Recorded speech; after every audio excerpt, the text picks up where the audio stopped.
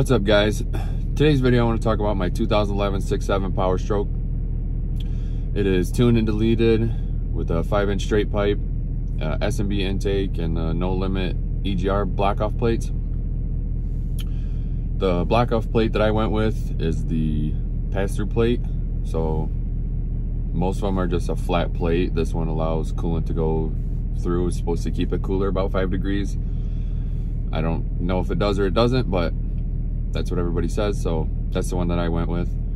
I'm just going to point out a couple of the small little issues that I had while deleting the truck, and do some driving so you can hear what the 5-inch sounds like inside the cab and outside of the truck. I have some videos from when I first deleted it that I'll put in so that you can hear, you know, drive-bys and stuff like that.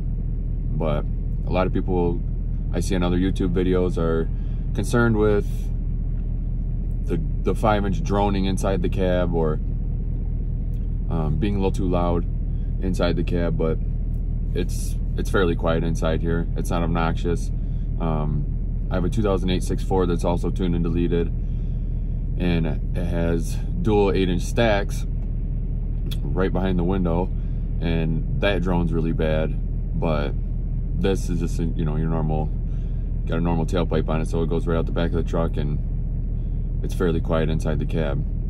So I'll do a little walk around video so you can hear it at idle on the outside, and I'll show you some of the little problems that I had underneath the hood when I was deleting it. So here's my truck.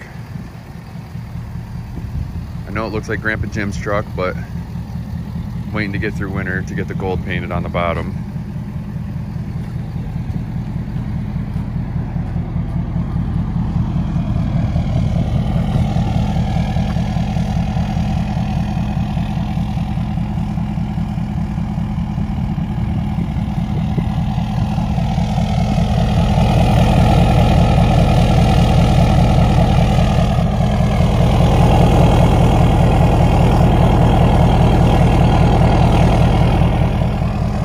Some of the oil that's on the tip of that exhaust is from the CCV, the crankcase vent.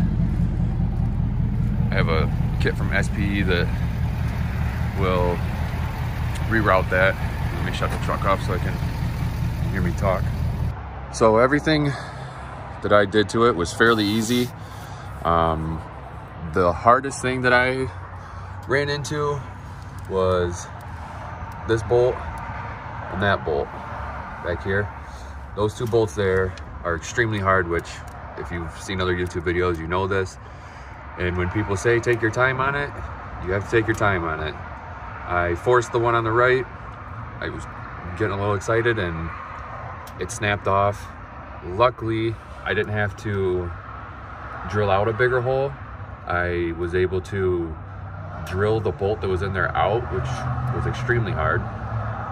But I drilled that bolt out and then retapped it with the same size that was in there, and it's held, and I've never had any issues with it.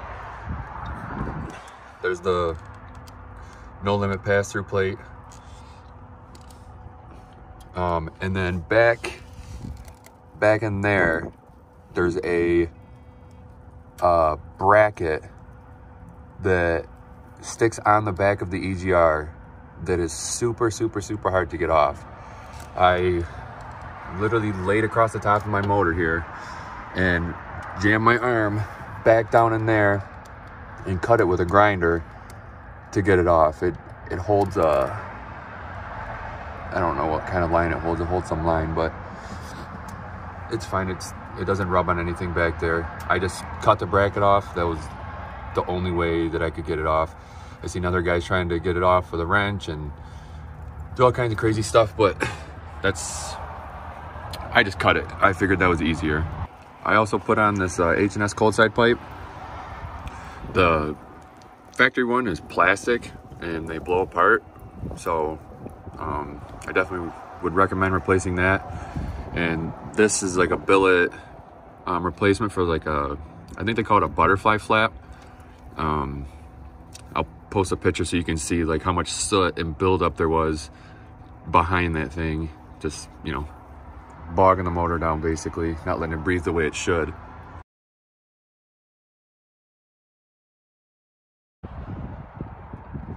Now, when I did my exhaust, I ran into a problem underneath here. It's very, very close to the bed. And so when I did it, I left all of my, like every one of those clamps, I left loose, and then had a buddy just pull down on my tailpipe down here. He just pushed down really hard and it pulled it away from the bed, and then I tightened the rest of the clamps, and it doesn't rub, doesn't vibrate, doesn't make any noise. So that's how I fix mine. I've seen other guys run into problems running a fifth wheel hitch, which my truck does have. I've seen other guys run into problems with the factory Ford fifth wheel hitches. They rub, or the framing for it gets in the way. So I've seen guys cut them or dent the pipe down, which a 5-inch exhaust you can probably dent, you know, 1/4 inch, 1/2 inch, and it's not going to affect it. But that's up to you to decide what you want to do.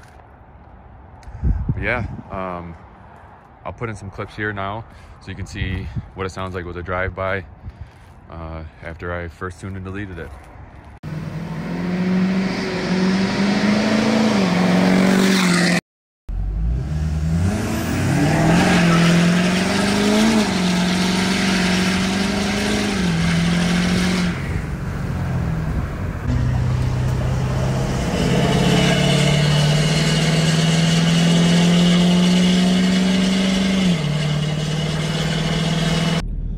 I know it's fairly well known that the 2011 to 2014s have bad turbos and bad glow plugs and bad fuel systems. I don't know if it's bad glow plugs or if it's valves dropping. I've heard both things happen. The glow plugs snap off and grenade the motor. I've heard that the valves drop and they hit the glow plugs, and then that's what busts the tip of it off, and then that's what grenades the motor. I've heard both sides. I'm not sure what the exact cause of it is. But if you know, I think it's only about $300 to replace all the glow plugs. So that could just be something, just a preventative maintenance type of thing you could do to prevent that from ever happening, because we know that these motors are not cheap to replace. But the turbos, they have a retrofit kit. I know that SPE makes one. I think it's about $3,200. It's a 2015 turbo. You can have them take the 2015 wheel out, and they have made their own wheel. It's a little bit bigger, and the difference from the 11 to the 15 turbos is that it's a journal bearing instead of a ball bearing, and so that's where the reliability comes from the 2015. I know that once you get the 2015 turbo, it's a little bit bigger than the 2011, and they can put a bigger wheel in it. SPE makes a bigger wheel for theirs, so they basically, you know, make the wheel for the max of the housing for the 2015 turbo. But it's nice because it's still an OEM Ford turbo. As far as the fuel systems go, I know that there's I forget what it's called, but it's like a plug, I guess, that like you can plug into the fuel line that is supposed to, it's like a screen, I'm guessing, that's supposed to stop particles. If your fuel system does go, it doesn't send everything into the injectors. So that's like a preventative thing. It's like, I think, $250. I haven't put one on my truck yet. Still trying to figure out what the best way to go is, if it's, you know, put an air dog or a fast on, or just running it until it goes and then just going from there. Because I mean, I've seen guys with you know, 700,000-800,000 miles on stock fuel systems, and they've never had an issue. So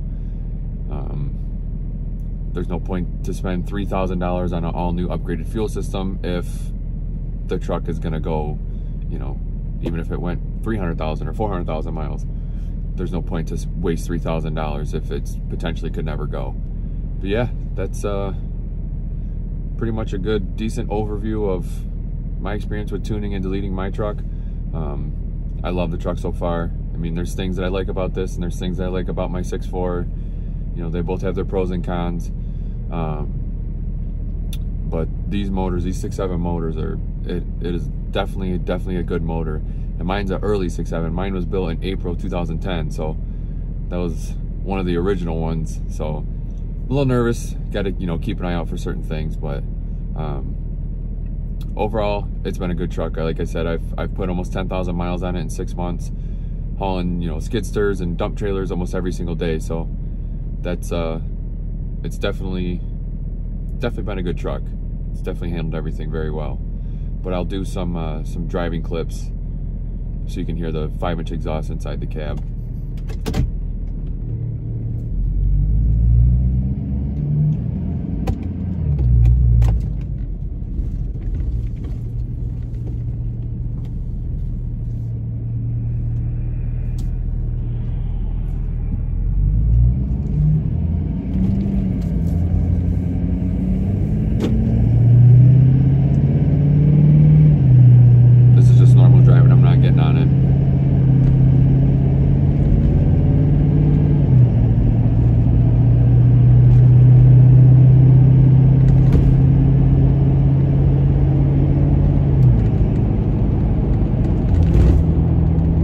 This is 45 miles an hour, so it's fairly quiet.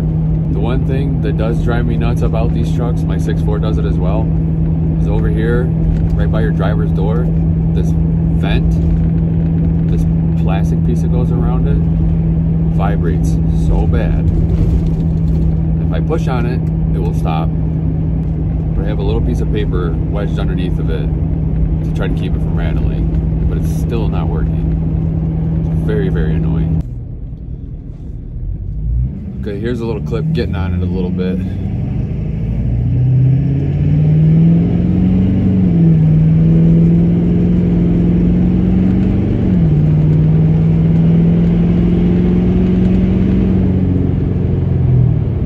That was still about 60. That was about half throttle. So it's not crazy loud. So yeah, that's pretty much it for today's video. Thanks for watching. Hopefully this information was useful for you. I love this thing. You know, I'd love to have a newer one, because I know that they're even better than the you know, the 11 to 14. So guess we'll see what the future holds. Hopefully I can get one. But if you like this video, give it a thumbs up, and you know, if it was useful for you, leave a comment below and let me know what you think. Thanks, guys.